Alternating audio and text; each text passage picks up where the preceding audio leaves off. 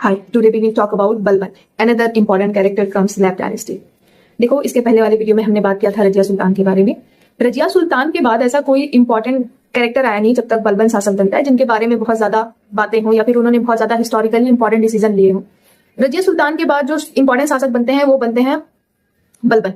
बलबन का पूरा नाम था गयासुद्दीन बलबन। ठीक है, आपको पता होगा कि इल्तुतमिश ने एक सिस्टम बनाया था that was called Chalisa system, means group of 40 novels, Turkish novels. उन्हीं में से एक बलबन भी थे।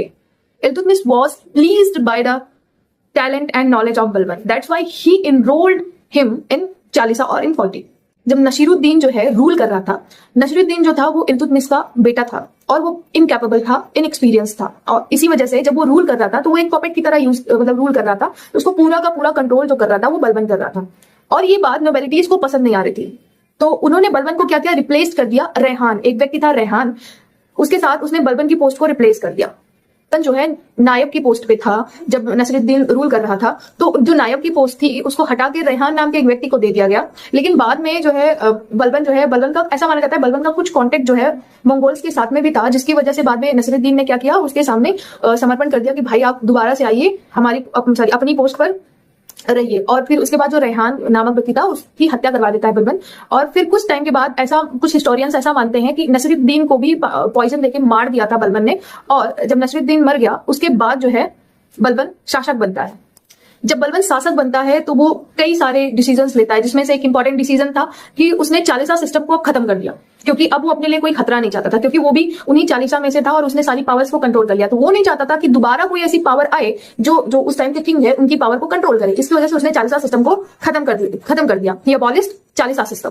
फिर उसके बाद उसने क्या किया, उसने प्रोपाउंड की theory of kingship. Theory of kingship में क्या था कि वो राजा को सबसे ज्यादा हाईएस्ट या सुप्रीम पोजीशन पर रखता था कि राजा सबसे बड़े हैं। वो खुद को क्या बोलता था, शैडो ऑफ गॉड। उसके साथ साथ उसने टाइटल लिया था जिल्ले इलाही का।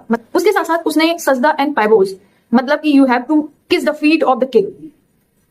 सजदा एंड पैबोज का उसने सिस्टम किया कि आपको जो मोनार्क है या फिर जो बलबन है उसके पैरों को चूमना है। ठीक है, मतलब it was a process of greeting in front of your monarch as he was considering himself as the shadow of God. और उसने बहुत सारी चीजें ऐसी की जो इस्लाम से हटके थी, मतलब वो बहुत सारे ऐसे डिसीजंस ले रहा था, बहुत सारे ऐसी चीजें कर रहा था जो इस्लामिक कल्चर में कम आती थी बट पर्शियन चीजों में ज्यादा आती थी। और वो ऐसे लोगों को नहीं पसंद करता था जो नॉवल फैमिली से नहीं बिलोंग करते थे। आमिर खुसरो जो उसके कोर्ट में रहते हैं, उन्होंने कहा कि उन्होंने ऐसा लिखा है कि जो बलबन है वो कहता था कि जब मैं किसी नीच कुल के व्यक्ति को देखता हूं तो मेरा हाथ अपने आप ही तलवार पे चला जाता है और मेरा मन करता है कि इसका मतलब उसका मर्डर कर दे। एक हिसाब से इस स्टेटमेंट के अनुसार यही है कि जो बलबन था